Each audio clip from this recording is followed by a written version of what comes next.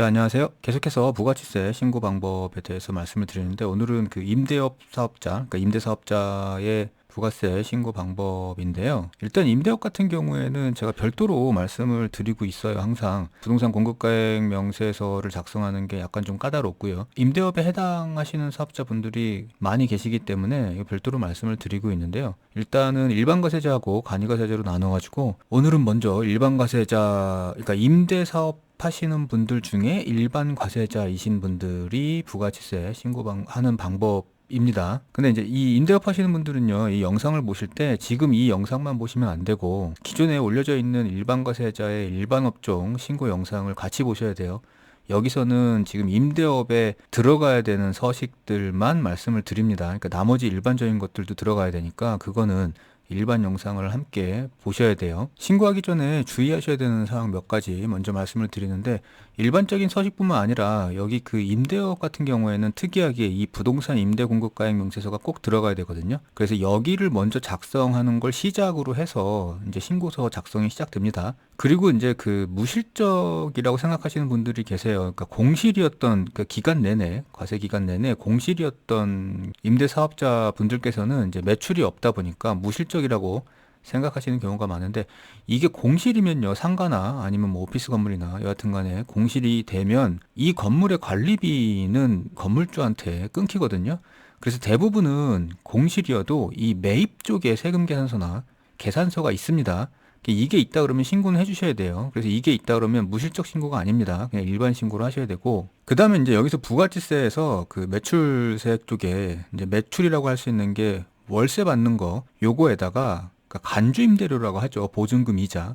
이 부분도 함께 기입을 해주셔야 되고, 요 두 개를 합쳐가지고 이제 매출세액을 계산하게 되죠. 그래서 여기에 있는 보증금 이자도 잊지 말고 작성을 해주셔야 되고요. 이 보증금 이자, 그러니까 간주임대료죠. 보증금 이자 같은 경우에는 그 현금 매출 입력하는 기타 항목에서 입력을 합니다. 그 다음에 또 하나, 임대업 하시는 분들 중에 뭐 사업 초기라서 건물을 뭐 구입하셨다거나 아니면 뭐 임대 목적으로 비품들을 구입하셨다 그러면 이 건물 등 감가상각자산 취득 명세서도 함께 작성을 해 주셔야 됩니다. 자, 이제 본격적으로 들어와 가지고요, 홈택스에 여기 세금 신고 탭에서 부가치세 신고 선택하시고 부가치세 과세 신고 여기로 들어오시면 이제 이 기본 화면이잖아요. 메인 화면에서 정기 신고 선택하시고 들어오시면, 그럼 여기 사업자 등록번호에서 확인 누르시면 이제 밑에 정보들이 기입이 될 거고요. 그러고 나면 이제 저장하기로 다음 화면으로 나가시면 됩니다. 자, 그러면 이런 화면이 뜨는 거는 뭐 일반적으로 똑같죠. 그래서 모든 업종들이 다 이런 그 화면이 뜨는데, 이제 여기에서 시작을 하게 됩니다. 가장 먼저 하셔야 되는 거는 이 매출세액 쪽에 펼치기를 누르셔가지고요, 여기 밑에 보시면 부동산 임대공급 가액 명세서가 있어요. 그래서 여기 입력하기를 들어가서 요거부터 작성을 다 하고 나오시는 걸 시작으로 합니다. 그래서 여기를 클릭하고 들어가게 되면 이런 안내 멘트가 떠요. 그러니까 귀사업자는 부동산 임대사업자로 부동산 임대 공급가액 명세서를 제출하여야 됩니다. 이렇게 돼 있고요. 그러니까 이렇게 작성을 먼저 하고 나서 월세 임대료에 대한 세금 계산서나 신용카드 발행 내역은 세금 계산서 합계표, 신용카드 매출전표 발행금액 집계표에 입력하시기 바랍니다. 이렇게 돼 있고요. 보증금에 대한 이자 금액은 기타 항목에 입력하세요. 이런 안내 멘트예요. 그러니까 이게 무슨 말이냐면 부동산 임대공급가액 명세서에 이제 작성을 하게 돼요. 매출을. 그게 이제 월세에 대한 합계가 될 거고요. 그 다음에 보증금이자 간주임대료, 요게 여기 명세서에 작성이 될 거거든요. 그러면 요거는 명세서의 매출 금액이니까 이 매출 금액을 증빙별로 구분해가지고 입력을 해주라는 거죠. 그래서 세금계산서 발급된 게 있다 그러면 세금계산서 합계표 들어가서 입력을 해주고, 신용카드나 현금 영수증으로 발급된 게 있다 그러면 여기서 입력을 하는 거고, 그 다음에 이런 증빙 없이 월세를 받을 수도 있으니까 그건 여기 기타에서 입력을 하는데, 보증금 이자 금액도 역시 여기에서 입력을 하면 된다는 거죠. 이 보증금 이자는 부동산 임대공급가액 명세서를 작성하시면 거기서 자동으로 계산이 됩니다. 그래서 여하튼 간에 부동산 임대공급가액 명세서를 들어오시면 이렇게 생겼어요. 여기 중에 임대사업 명세 입력, 여기를 들어가서 작성을 하시는 겁니다. 그러면 이렇게 오른쪽으로 입력할 수 있는 화면이 뜨죠. 일단 가장 먼저 작성을 하셔야 되는데, 이게 기본적으로 계약 정보가 있어야 돼요. 그러니까 그 임차인하고의 계약서를 갖다 놓으시고 그리고 입력을 하셔야 됩니다. 그래서 임차인 주민등록번호 혹은 사업자한테 임차를 해줬으면 사업자 등록번호를 입력하시고 임차인 조회를 하면 성명이나 상호가 여기 뜰 거거든요. 그럼 이제 요 사람한테 임차 내역을 밑으로 써주는 거예요. 여기 도움말 보시면 여기 지금 기입하는 거에 대한 도움말이 나오니까 한번 읽어보시고요. 여 같은 경우는 여기 몇 동, 몇 층, 몇 호, 그리고 면적이 몇 제곱미터인지를 여기에 기입을 먼저 해주시는 거예요. 이렇게 되면 임차인 정보와 그 다음에 건물 정보가 이렇게 기입이 되는 거겠죠. 그리고 나서 아래에서 이제 계약 내용을 작성을 하시면 됩니다. 근데 여기 보시면 그 임대 정보를 입력할 때 여기 지금 계약 종류를 계속, 갱신, 신규, 종료 이렇게 네 가지로 나눠 놨어요. 그래서 여기에 해당되시는 것들을 선택해 가지고 하시면 됩니다. 일단 첫 번째 계속이라는 건데요. 이 계속이라는 의미는 그러니까 지난 과세 기간부터, 그러니까 요번에 뭐 예를 들어서 2024년 7월 1일부터 12월 31일까지의 신고니까 그 7월 1일 이전부터 계속 임대를 하고 있었는데 동일한 임대 조건으로 기간이 끝나는 시점 12월 말일까지 계속 임대가 진행되고 있었다 그러면 요걸 선택해 가지고 하시면 돼요. 그래서 계속을 선택하시면 기본적으로 여기 이렇게 2024년 7월 1일부터 12월 31일까지 이렇게 작성이 돼 있습니다. 그럼 요건 건드리실 필요가 없고 밑에 보증금하고 월 임대료를 작성하셔가지고 적용하게 하시면 돼요. 그러니까 계속의 경우에는 그렇게 어려울 게 없죠. 기존의 내용하고 동일하게 하면 되니까. 자, 두 번째 이제 갱신인데요. 같은 임차인하고 지난기부터 계속 임대 중에 있고 과세 기간이 끝난 날까지도 계속 임대를 하고 있는데 중간에 임대 조건이 변경되는 경우입니다. 그래서 여기서 예를 들어보면 기존에 1,000만 원 보증금에 월세 60만 원에 계약을 하고 있다가 변경일을 10월 1일로 변경을 했어요. 그걸 이제 2천만 원에 70만 원으로 계약 조건을 변경했다고 가정해 보는 거죠. 그래서 이런 경우에는 여기 갱신을 클릭하시고요. 여기 갱신을 클릭하면 밑에 화면들이 바뀌어요. 그래서 두 가지로 나눠지는데 계약 갱신 전과 계약 갱신 후 이렇게 두 가지를 입력을 해야 되거든요. 그래서 갱신을 선택하시면 여기 갱신일을 입력할 수 있는 이 란이 활성화됩니다. 그래서 여기에다가 갱신일을 입력하는 거예요. 좀 전에 갱신일을 10월 1일로 가정했었죠. 그래서 여기서 10월 1일을 입력하게 되면 시작, 그러니까 과세기간의 시작일 7월 1일부터 그 다음에 이 갱신 전날 9월 30일까지는 자동으로 들어갑니다. 이게 하나의 계약 조건이 되겠죠. 그래서 1,000만 원에 60만 원을 입력하고 그러니까 이 서식에서 지금 임대료, 그러니까 임대 기간과 보증금을 입력을 하게 되면 여기 보증금 이자는 자동으로 계산돼요. 그리고 월 임대료를 입력하게 되면 이런 식으로 월 임대료 합계도 자동으로 계산을 해주죠. 그렇게 계약 갱신 전을 입력하고 나면 계약 갱신 후로 밑으로 내려가지고 이제 입력을 하는 거예요. 당연히 여기 변경일이 10월 1일이니까 입주일은 10월 1일부터 또 새로운 계약이죠. 퇴거일은 과세기간 마지막에 될 겁니다. 이게 실제 퇴거일이 아니라 과세기간이 끝나는 시기를 여기선 퇴거일로 가정하고 있는 거예요. 그리고 아까 2천만 원에 70만 원을 입력하면 보증금 이자와 월 임대료 합계를 자동으로 계산해 주고요. 여기에 입력 내용 추가하기를 누르셔가지고 밑에 보시면 이렇게 두 줄이 떠요. 한 줄은 계약갱신 전, 나머지 한 줄은 계약갱신 후 이런 식으로 두 줄이 뜨니까 요거 적용하셔가지고 여기에 왼쪽에 띄우시면 되고요. 자, 세 번째는 신규예요. 신규라는 건 기존에 이제 임대 계약이 없었다가 공실이었다가 새로 임차인이 들어온 거죠. 그 날짜를 10월 1일로 가정해 보고요. 임대 조건은 1,000만 원에 60만 원이라고 가정을 해볼게요. 그러면 여기에서 신규를 선택하시고 그러면 입주일 해가지고요. 여기에 활성화되는 날짜 쓰는 란이 나와요. 그러니까 여기에 신규로 들어오는 입주일을 쓰면 되는 거죠. 그래서 이런 식으로 10월 1일을 입력하게 되면 여기 계약 내용에 입주일 변경이 되고요. 퇴거일은 당연히 12월 31일까지가 되겠죠. 그리고 보증금과 임대료 조건을 입력하면 됩니다. 그럼 밑에 뭐 입력 내용 추가하기 뭐 이런 것들은 아까 하고 동일하고요. 자, 마지막으로 이제 종료인데요. 여기서 지금 보면 지난기부터 계속 임대하던 임차인이 나간 경우죠. 그리고 그 이후에는 새로운 계약이 없어요. 그래서 예를 들어서 11월 30일 날 기존의 임차인이 나갔다고 가정을 해볼게요. 그러면 여기 퇴거일이 활성화될 거고요. 종료를 클릭하면. 그러면 퇴거일 좀 전에 11월 30일을 입력하면 입주일은 7월 1일이 될 거고요. 당연히. 그 다음에 퇴거일이 이렇게 바뀌죠. 11월 30일로. 그럼 이 기간에 대해서 이렇게 보증금 이자를 계산해 주고요.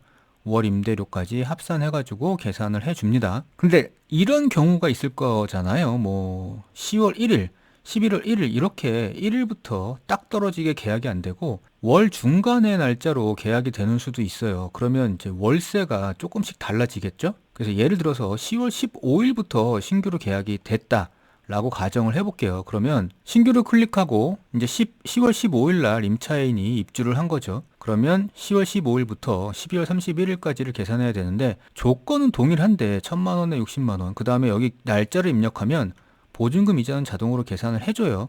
근데 문제는 이 월 임대료 합계죠. 여기를 그냥 자동으로 계산하는 걸 놔두게 되면 석 달치를 그냥 다 입력을 해버립니다. 자동으로. 근데 여기 10월 15일치의 10월달 임차료는 반만 받았을 거거든요. 따라서 180만 원이 아니라 여기는 60만 원의 반인 30만 원만 받았을 테니까 총 합계는 150만 원이 돼야 되잖아요. 따라서 이럴 경우에는 여기 월 임대료 합계를 인위적으로 이렇게 클릭해서 고쳐주시면 됩니다. 그래서 여하튼 간에 이 7월 1일부터 12월 31일까지 내가 벌어들인 임대료만 여기에 입력을 하시면 돼요. 아니면 이런 경우도 있을 수 있어요. 기존에 임차인이 있었는데 그 임차인이 나가고 새로 다른 임차인이 들어올 수도 있거든요. 그럴 경우에는 어떻게 하냐 하면 일단 기존에 있던 임차인은 종료로 입력을 하고요.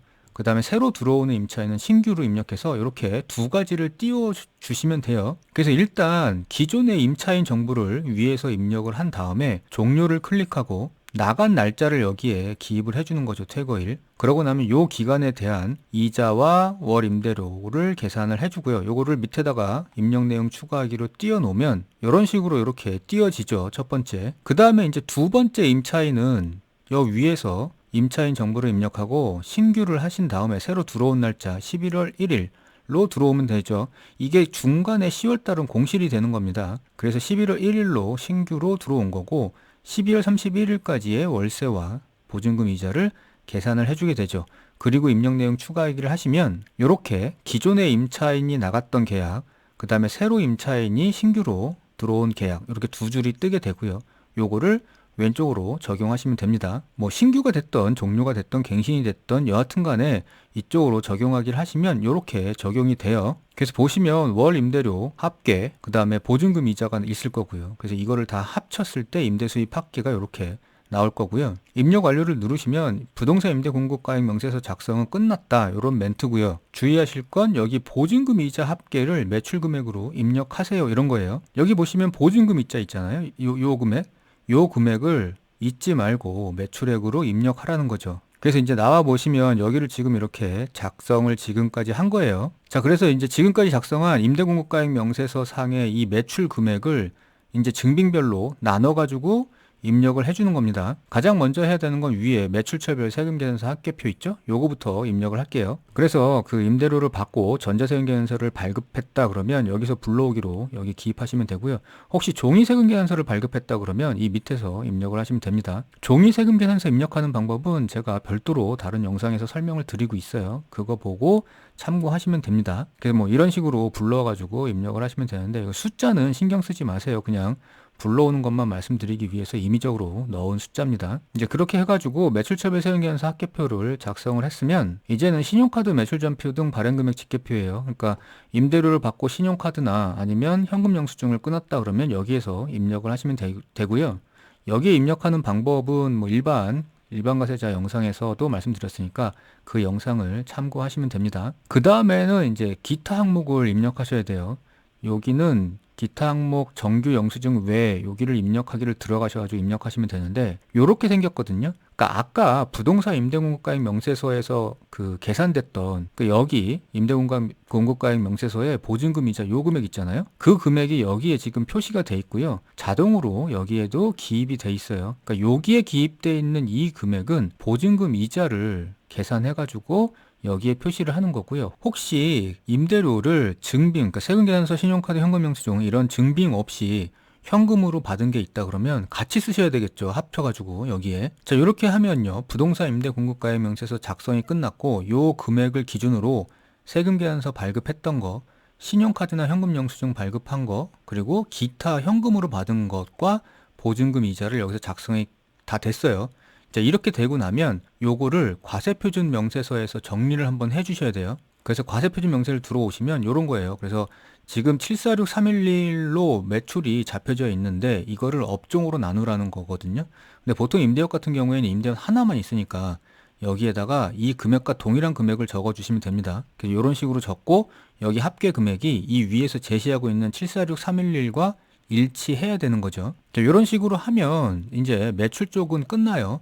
그 다음에 나머지 뭐 매입 쪽이나 그 다음에 공제세액, 감면세액이나 가산세 이런 것들은 일반 영상에서 설명을 드렸으니까 그 영상을 참고하시면 되고요. 이제 하나 하셔야 되는 게 뭐 혹시라도 건물 구입이나 아니면 뭐 비품 구입이나 이런 것들이 있어가지고 감가상각자산 취득명세서를 작성해야 된다 그러면 여기 있습니다. 요건 요렇게 들어오셔가지고 작성을 하시면 되는데 어떤 자산을 구매했는지 위에서 쓰시고요. 그 자산을 구매하기 위해서 받았던 증빙이 뭔지는 밑에서 쓰시면 됩니다. 그래서 예를 들어가지고 건물을 취득을 했는데 한 건이고요. 그거를 1,000만 원 주고 취득을 했어요. 근데 취득을 할 때 세금계산서를 받았다 그러면 여기 건물에다가 입력을 이렇게 해주고요.